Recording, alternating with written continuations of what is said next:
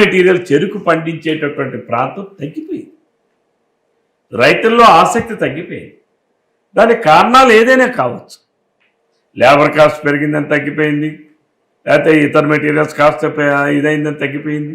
తర్వాత షుగర్ కూడా వేరే దేశాల నుంచి వచ్చే షుగరు మన దేశంలో పండించేటటువంటి షుగర్ ఫ్యాక్టరీల్లో తయారైన షుగర్ కన్నా వేరే దేశం నుంచి మన దేశానికి వచ్చేటటువంటి షుగర్ కాస్ట్ తక్కువగా ఉంది.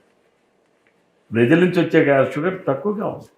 ఈరోజు మనం ఆంధ్రప్రదేశ్ రాష్ట్రమే కాదమ్మా, ఒక ఆంధ్రప్రదేశ్ షుగర్ ఫ్యాక్టరీయే కాదు, వైసీపీ టైంలోనే 6 షుగర్ ఫ్యాక్టరీలు మూసేశారు. ఇక్కడ ఉన్న భీమ్సింగ్ మూసేశారు, విజయనగరం జిల్లాలో మూసేశారు, అనకాపల్లి దగ్గర మూసేశారు. దానికి మరి వాళ్ళు ఏం సమాధానం చెప్తారు? ఈ సోకాళ్ళు వైసీపీలో ఉన్నటువంటి వాళ్ళు వీళ్ళే, ఇంతకుముందు కాంగ్రెస్ వాళ్ళే, ఇప్పుడు వైసీపీ. రంగులు మార్చేది వాళ్ళే, ఓసరవెల్లిలా రంగులు మార్చుతున్నది వాళ్ళే.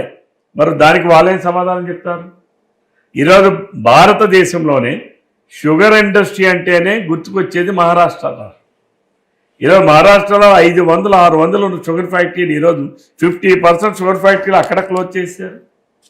దానికి కారణాలు ఏంటి అంటే భారతదేశంలోనే షుగర్ పండించే విస్తీర్ణం చాలా వరకు తగ్గిపోయింది.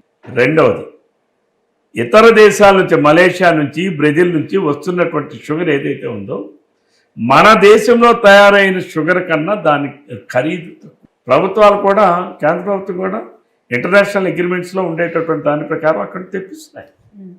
కాబట్టి ఆమదాలవలసలో షుగర్ ఫ్యాక్టరీ అనేటటువంటిది ఎప్పుడో అమ్మేశారు, 2003లోనే ప్రభుత్వం అమ్మేసింది.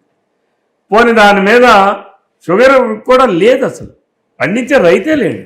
ఓకే.